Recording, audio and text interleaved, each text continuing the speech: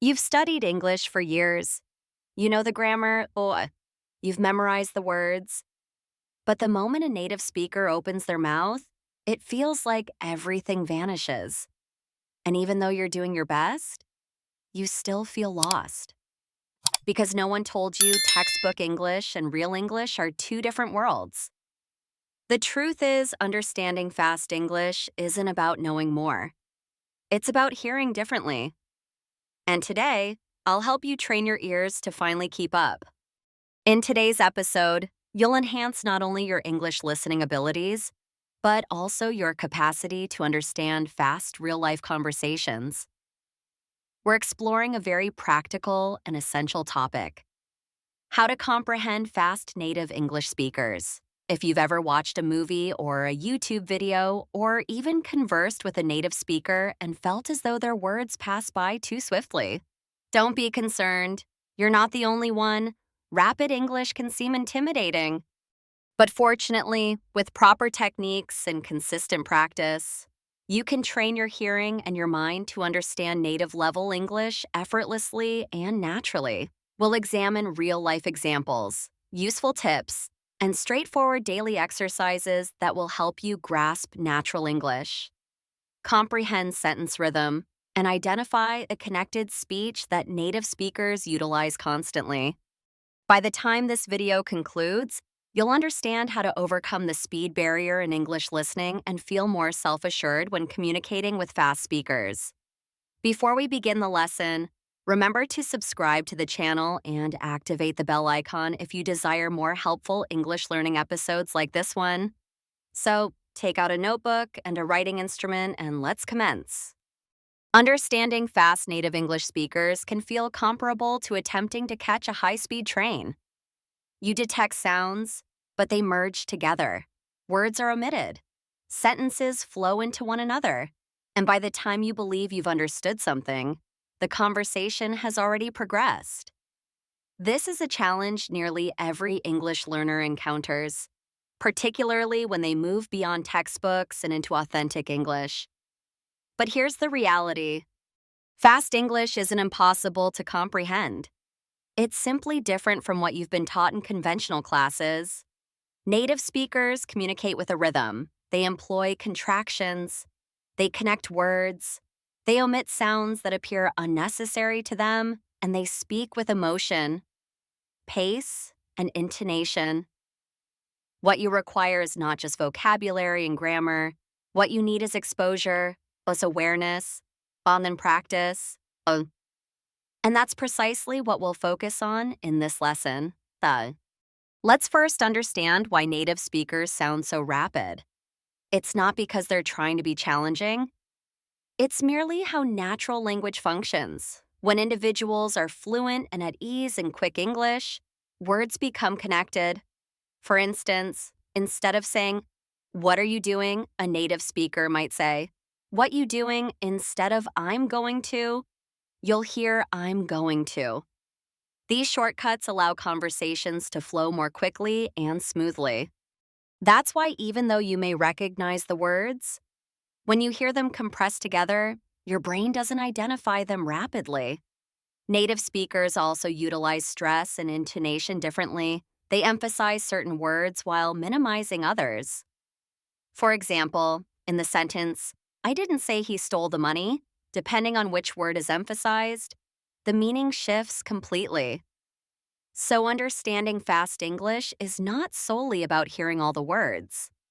It's about capturing rhythm, stress, and patterns. Now let's discuss connected speech. This is one of the most significant reasons why rapid English sounds difficult to comprehend. Connected speech means that when people talk quickly, they join words together in ways that sound different from when you read them. For example, "Do you want to eat?" becomes "Do you want to eat?" and "Could you help me out?" becomes "Could you help me out?" The sounds blend. Sometimes letters are eliminated, like the T in "want to," and occasionally new sounds emerge between words, like a Y sound or a soft J. This is entirely normal in native conversation, and the more you listen to it, the simpler it becomes to recognize, Let's try a basic listening exercise together. I'll say a sentence slowly first, then naturally, you try to notice the difference. First slow, did you eat already? Now naturally, did you eat already? Did you hear that change? Did you becomes did ya? Try repeating it after me. Did you eat already? Let's try another slow. What are you gonna do now? Fast. What are you gonna do? Try repeating it. What are you gonna do? These may appear challenging initially, but repeating them daily helps your ears adjust to natural patterns. Listening and repeating is one of the most effective ways to improve. You don't have to understand every word at first. Just begin by recognizing the pattern. That alone will provide your brain with a significant advantage in future conversations. Now, here's a beneficial exercise you can perform every evening. Select a short conversation clip from a movie, TV show, or a YouTube video. Listen to it once without subtitles. Attempt to grasp the main idea, then listen again with subtitles. Pause after each sentence. Repeat it aloud the way it sounds, not the way it's written. Try to imitate the tone, the speed, and the emotion. This type of shadowing practice is one of the most effective tools to enhance your listening and speaking simultaneously. It trains your mouth to move like a native speaker and your brain to listen in real time. Remember, when you only read English, your eyes guide you. But when you listen, your ears take command. So, give them the exercise they need. You can also start observing common contractions and informal expressions. Instead of, I do not know, native speakers often say, I don't know. Instead of, let me help you, they'll say, let me help ya. These minor changes accumulate to create a significant difference in how English sounds in reality. And here's something important. Don't worry if you can't understand everything immediately. Even native speakers sometimes miss things when someone speaks too rapidly or unclearly. Your objective should be progress, not perfection. Every time you understand a new phrase, your brain develops stronger listening capabilities. A fantastic daily practice you can do is what I call the 1-minute rewind. Choose a 1-minute video in English, something featuring native speakers. Watch it without subtitles, then rewind and watch again. This time, concentrate on one sentence. Try to catch every word. If you miss something, rewind again. Pause after each sentence and repeat it aloud. The key here is to train your ears gradually. 1 minute a day may not seem substantial, but if you do it every day, within 1 month, your ears will be stronger, your reactions will be quicker, and your understanding will be deeper. Now, let's talk about real-world English. The kind you hear in cafes and on the streets, but in movies, and or during interactions with native friends. This English is not always polished or formal, said. It's filled with expressions, slang, and natural messiness. For example, you might hear someone say, let me grab a bite, instead of let me get something to eat. Or I'm headed out, which means I'm going to leave now. These are common phrases that might not appear in textbooks, but they are used frequently in daily life, and the more you are exposed to them, the better your understanding becomes. To train your brain for this kind of English, try watching shows or videos where genuine conversations occur. Choose content with subtitles initially. Then progress to videos without subtitles. You can even try listening to podcasts or audio clips while performing daily tasks like cooking or walking. Immersing yourself in authentic spoken English every day will gradually adjust your ear to the pace and rhythm of native speakers. One very effective method to improve listening is called dictation practice. Here's how it functions. You play a short audio clip, just 1 or 2 sentences. You listen attentively and try to write down exactly what you hear. Even if you miss some words, don't worry, just do your best, then play it again and complete the missing parts. Do this 2 or 3 times until you believe your sentence is complete. Finally, compare it with a transcript or subtitles. This simple exercise helps you notice which words are difficult to catch and why. Maybe they're being connected. Maybe they're shortened, or maybe you just haven't heard them enough times before. Dictation helps improve your concentration, memory, and spelling all simultaneously. It's especially useful for catching those small words like to, of, and an that often vanish in rapid speech. Let's try one brief example now. I'll say a sentence quickly and you try to write it down. Ready? I should have told you earlier. I'll repeat it. I should have told you earlier. Did you catch that most native speakers won't say, I should have told you earlier? They'll say, I shoulda, one small blended word. Go ahead and repeat it. I should have told you earlier to. That's how authentic English sounds. The more you practice hearing and writing these sentences, the easier it becomes to follow fast conversations. Now, let's discuss chunking, a very powerful method to improve understanding in natural speech. People don't speak word by word. They speak in chunks or groups of words. For instance, instead of hearing how are you as 3 separate words, your brain should perceive it as one sound, how are you, instead of do you want to go? It's heard as dia wanago. These chunks originate from common patterns and repeated phrases. When your brain begins to recognize these as complete units, you won't need to translate word by word anymore. This means your brain will operate faster and more efficiently. So, how do you train for chunking? Simple. By listening to the same phrases repeatedly in context. Watch interviews, dialogues, or shows where the same structures appear. Repeat them aloud. Make them part of your everyday language. Soon you'll start recognizing the chunks automatically, even in fast speech. Another practice method that's quite helpful is what I call the listen and imagine method. This helps you follow fast English using mental images. For example, if you hear someone say, we grabbed some coffee and headed downtown, you don't need to think about every individual word. Instead, visualize it. Imagine 2 friends getting coffee and walking into the city. This kind of mental visualization connects language with actual experience. It enhances understanding without needing to slow things down. You stop translating and start experiencing English. That's how native speakers understand each other, not by analyzing every word, but by processing ideas rapidly. Practice this by listening to short dialogues and attempting to imagine the scene like a movie in your mind. It makes the language come alive. Now, let's do a brief imagination exercise. Close your eyes and listen carefully. Imagine this scene. She ran out of the house, jumped into the car, and drove off without saying a word. Did you see it in your mind? That's the objective.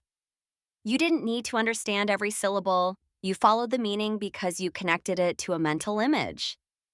This helps even more. When native speakers talk quickly, instead of catching individual words, your mind grasps the overall meaning.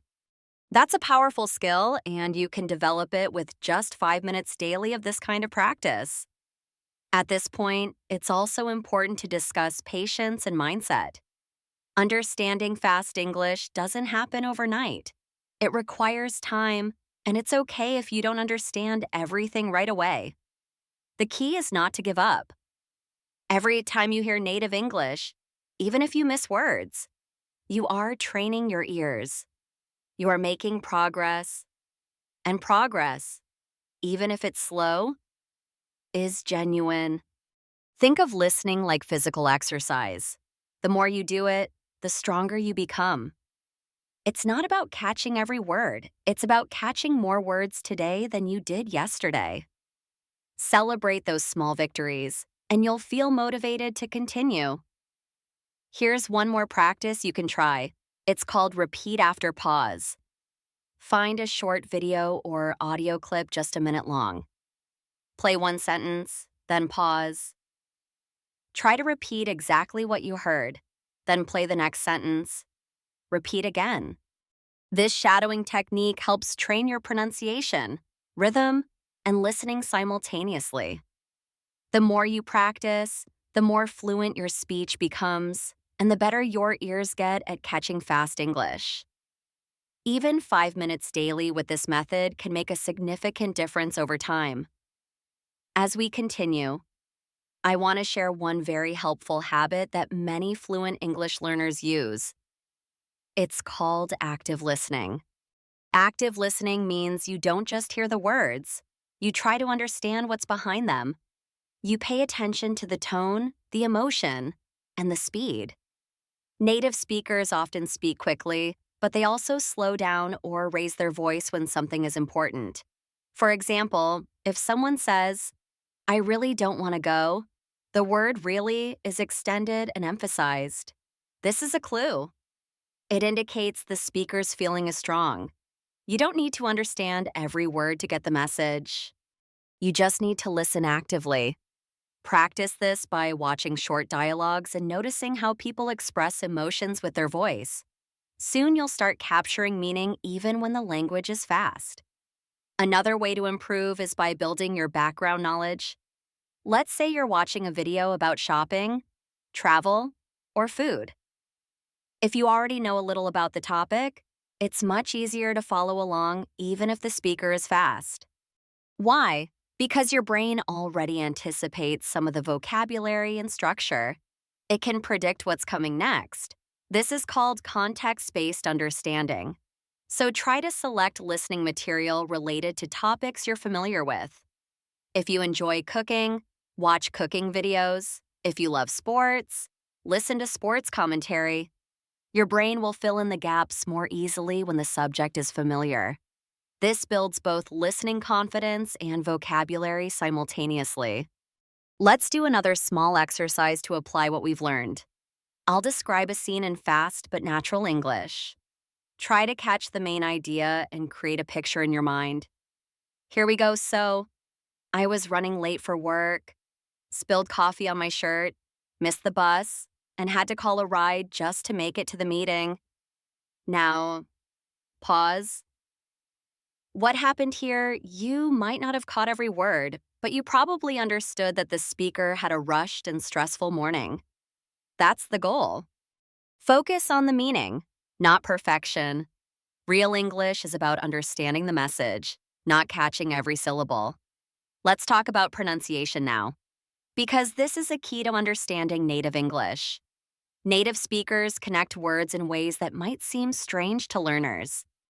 For example, what do you want to eat becomes what do you want to eat, or did you see it becomes did you see it?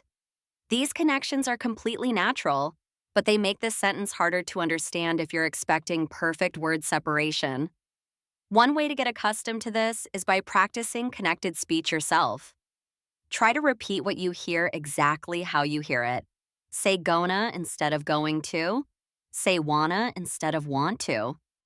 This may feel informal, but it's how English is actually spoken.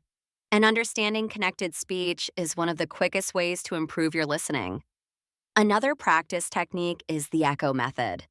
Play a sentence from a native speaker and then immediately try to repeat it with the same speed and rhythm, like an echo. For example, if the sentence is, "I can't believe he said that," you repeat it right after with the same energy and pace. This helps your tongue and brain adjust to how fast English feels. At first, you might miss words, but after a few attempts, you'll notice improvement. This method not only helps you understand fast English, it also helps you speak more naturally. Now, let's address a significant challenge: unfamiliar accents. Not all native English speakers sound identical. There are American, British, Australian, and many other accents. And even within those countries, there are different regional ways of speaking. For instance, someone from New York may speak differently from someone in California. Someone from London may sound very different from someone in Scotland. So, how do you train for that? Expose yourself to as many accents as possible. Watch videos from different English-speaking countries. Listen to podcasts, interviews, or even songs with various accents. This helps your brain become adaptable. It stops expecting just one correct way of speaking, and that flexibility will allow you to understand people regardless of where they're from. Here's a short scene using an informal American accent. Hey man, I'm heading out soon. You coming or nah? Notice the dropped G in heading and coming and the use of casual phrases. These are very common in friendly conversations. Try repeating it a few times. Hey man, I'm heading out soon. And you coming or nah? The more you listen and repeat, the more natural this kind of English becomes to you. Now, let's add a few suggestions for watching English movies or shows. First, don't worry if you don't understand everything. Begin by watching with English subtitles. Watch one scene, then replay it without subtitles and see how much you can understand. Try pausing after each line and repeating it aloud. You can even note down useful phrases. For example, in a movie scene where someone says, "We've got to hurry or we'll miss the train," you can note that "we've got to" is another way of saying we have to. These small discoveries make you more comfortable with real English and help you build a stronger listening vocabulary. Next, let's examine how songs can help you. English music is a fantastic way to train your ears. Choose a song you enjoy and look up the lyrics. Listen once without reading, then listen again while reading the lyrics. Finally, try singing along. This method helps you get accustomed to natural rhythm, intonation, and word linking. Many song lyrics use everyday language. For example, in the song "I'm Gonna Find Another You," the phrase gonna is used instead of going to. These details teach you how real people speak. And because music is enjoyable and emotional, your brain remembers it more easily. Let's take one more practice paragraph together. I'll say it naturally and a bit fast. Try to follow along. We were supposed to meet at 7, but I got stuck in traffic and then couldn't find parking, so I ended up getting there almost an hour late. That was a fast, real-life situation. Try to repeat it after me. We were supposed to meet at 7, but I got stuck in traffic and then couldn't find parking, so I ended up getting there almost an hour late. If that feels too lengthy, break it into smaller parts. The more you repeat, the easier it becomes. And finally, remember that improving your listening is not just about listening more, it's about listening better. Be intentional, choose content that challenges you a little but not excessively. Set daily or weekly goals. Perhaps you listen to one podcast episode each day, or maybe you do 3 dictation exercises each week. Whatever you choose, balls maintain consistency. Improvement doesn't come from big steps occasionally. It comes from small, steady steps every day. Your ears will improve, your understanding will get better, and one day you'll suddenly realize that you understand English without trying so hard. So, let's quickly review your path to understanding fast English speakers. You've learned about connected speech, reduced forms, chunking, shadowing, and active listening. You've done exercises using imagination, dictation, and repetition, though. You've practiced understanding through real conversations and become familiar with different accents. All of these are powerful tools that will continue to help you even after this video concludes. The only thing you need to do is continue. Make English part of your life. Not just a subject you study, but a language you live with. The more time you spend with it, the more natural it becomes. And soon, you won't just understand fast native English, you'll enjoy it. So grab your notebook and go back to practice the exercises again. Make sure you repeat the phrases in chunks. Listen daily to short conversations and challenge yourself a little every day. With time, your ears will catch up, your brain will speed up, and your confidence will grow. Thank you so much for watching today's episode of English Stories with Alex. I hope you learned something valuable and feel more motivated to improve your English listening. If you found this video helpful, don't forget to like, share, and of course, subscribe to the channel and make sure to hit the bell icon so you never miss another episode. Also, check out our website where you can find additional resources, practice exercises, and even one-on-one coaching opportunities to accelerate your English learning journey. This is Alex, signing off for now. Keep practicing, keep listening, and remember, English fluency is just one conversation away. See you in the next video.